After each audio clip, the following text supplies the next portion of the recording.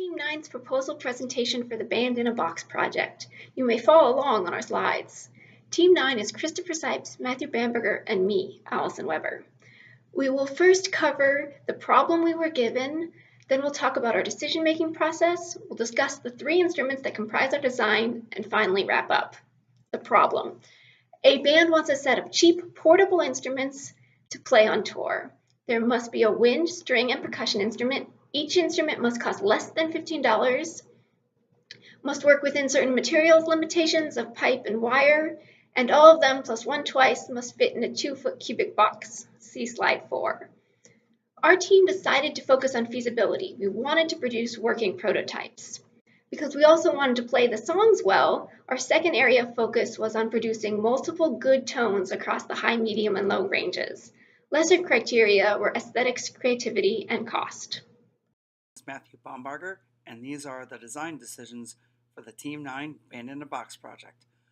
Our first plan, which we call the feasible plan, features a stick bass guitar for the low frequencies, a piccolo for the high frequencies, and a tongue drum for the medium frequencies.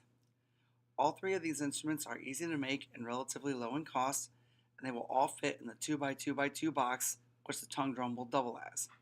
This is the plan that we eventually ended up going with. Our second design feature, called the tone quality design, features a ukulele, a bugle, and a xylophone. The ukulele would do the medium frequencies, the xylophone would do the low frequencies, and the bugle would do the high and medium range frequencies. Unfortunately, this was not a very feasible plan, as to hit some of the lower frequencies, the xylophone would have had to have long bars, and to create the bugle out of a copper pipe would have involved a lot of heating and bending of the pipe, and it just was not feasible for us to do. Plus, a ukulele on average takes 8 weeks of time to make. Our third and final plan that we came up with was called the creativity plan. It featured a lap harp, a kazoo, and chimes. Now these instruments would have done well. The lap harp could have done the medium frequencies, the chimes could have done the low frequencies, and the kazoo could have been a catch-all. It could have done high, medium, and low frequencies. This plan was nixed, however, because the kazoo, unfortunately, while it is an easy to make instrument and relatively cheap, it just is not very feasible for a project like this. So in the end, we ended up coming up with a feasible plan to make a stick bass guitar, a piccolo, and a tongue drum for our Band in a Box project. The 9-string instrument is a bass guitar. Plucked string instruments have a long history, but all the variations share design similarities because the physics is the same. The string, held on two ends, vibrates when plucked, creating sound. That string is attached to a form, often of hollow wood, to amplify sound. For simplicity, I streamlined my design to its essentials, a single string attached to a wooden board. Because all the instruments in the design had to fit in a 2-foot box, I limited my instrument length to 2 feet rather than add complications like a hinge.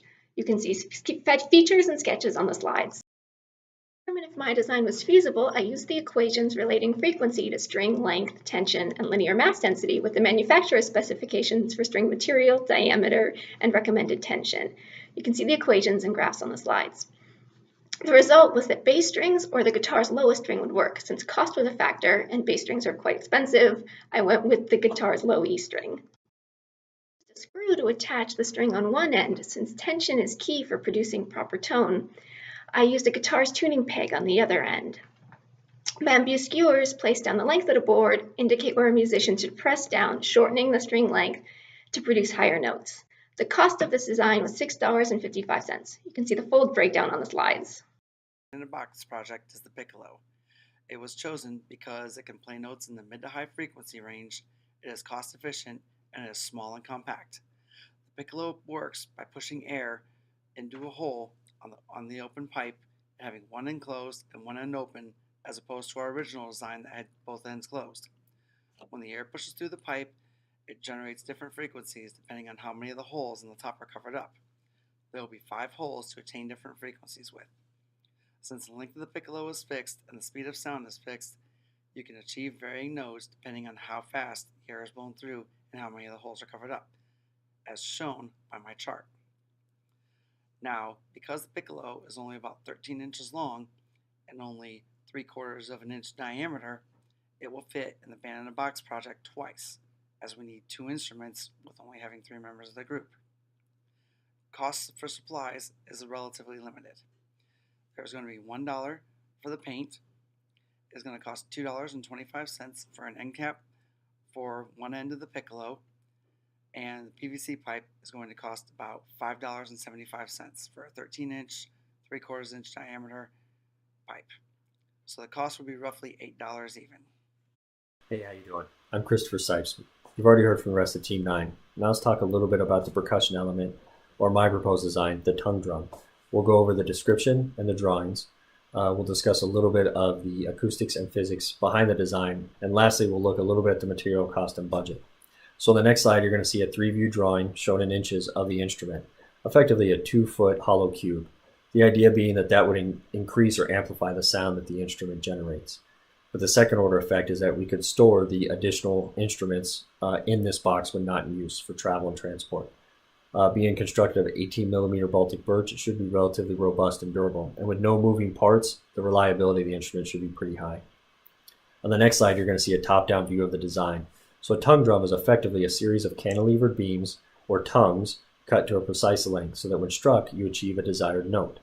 On this drawing, you're going to see the desired note on either side, as well as the associated length of that tongue or beam. Let's look at how we got those lengths. So you see a couple formulas on the next slide.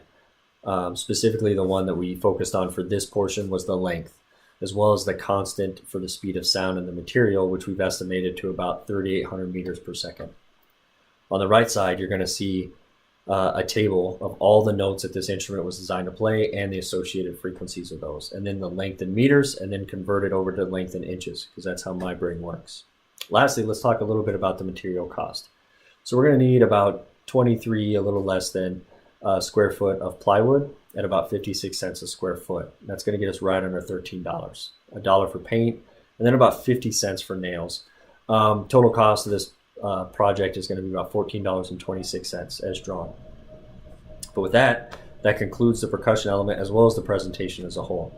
So you've heard each of the team members discuss their design and then the design methodology to include the physics and acoustics behind it, as well as the material cost and budget of their design.